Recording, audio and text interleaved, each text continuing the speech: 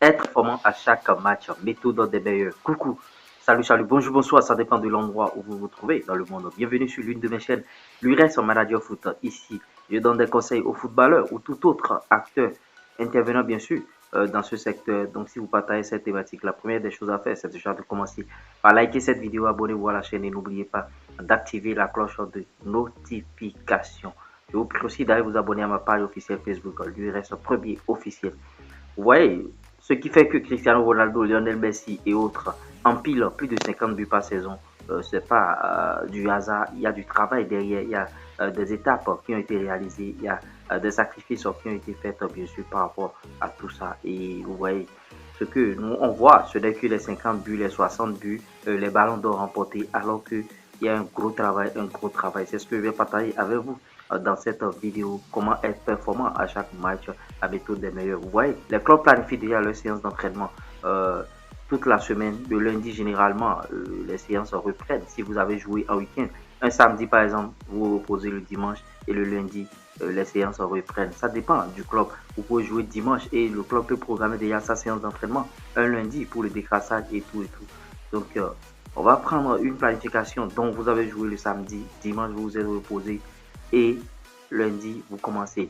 D'abord, avant d'aborder ces points, avant de rentrer un peu plus dans le sujet, je tiens à vous dire que le repos est primordial pour l'évolution d'un footballeur. Les professionnels tels que Cristiano Ronaldo, Lionel Messi sont performants en match parce qu'ils se reposent beaucoup. Et Kylian Mbappé, quand sa maman dit qu'il dort comme un koala, allez-y comprendre quelque chose. Donc il faut comme un koala, c'est un animal, vous savez. Il peut dormir, Kylian Mbappé, il peut dormir 8 heures de temps affilé, 6 heures de temps, et c'est ce qui fait que il réfléchit très bien. Parce que quand vous vous reposez beaucoup, vous dormez beaucoup, votre réflexion est au beau fixe. Supposons que la séance commence déjà le lundi. Vous voyez, les séances d'entraînement ont une courbe. Vous voyez, la courbe elle est généralement comme ça.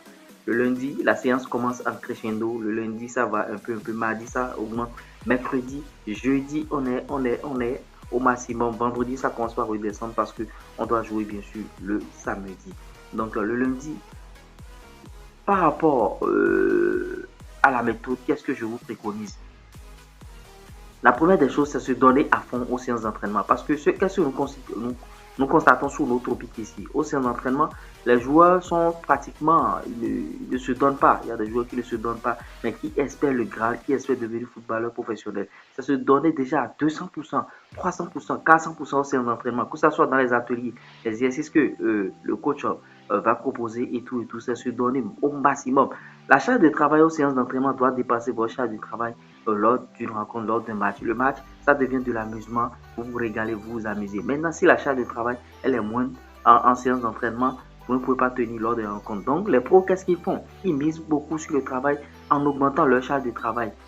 Vous voyez, ils sont à 100%, 200%, 300%, 400%, parce qu'ils savent qu'en match, ça va jouer, l'arbitre va siffler, le jeu va s'arrêter et tout et tout. Et il y a des entraîneurs qui utilisent des techniques, c'est-à-dire les techniques à la Bielsa, où tous les joueurs sont en train de courir à tout moment lors de la séance d'entraînement. Vous n'avez pas de repos. Ça permet, bien sûr, de faire progresser rapidement le joueur et ça permet aussi aux joueurs d'être très performants lors des matchs, c'est-à-dire, vous voyez, se donner à fond et se donner à 300, 400, se donner plus que même en match. C'est-à-dire l'entraînement est comment dirais-je, un calvaire pour certains joueurs.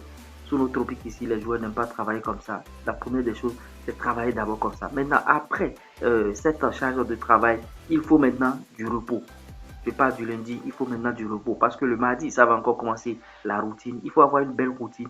La routine va commencer mercredi, même chose. Jeudi, vendredi, généralement, veille match, on travaille l'aspect tactique, on travaille devant les buts, une séance légère et tout et tout. Là, le samedi, mon frère, tu es prêt pour la rencontre. Parce que la charge de travail a été respectée. Et le match devient un amusement pour toi. Donc voilà la méthode que je vous préconise, c'est se surpasser à l'entraînement et être performant en match. Quand le coach donne des exercices dans les ateliers, c'est se surpasser, faire plus que les autres camarades, se donner à 400%. Vous voyez, là vous allez voir que vous allez tenir. Et l'autre chose aussi, c'est l'alimentation, votre hygiène de vie. Vous devez contrôler votre hygiène de vie. Ne pas aller en boîte de nuit, ne pas boire, ne pas sortir même les veilles de match.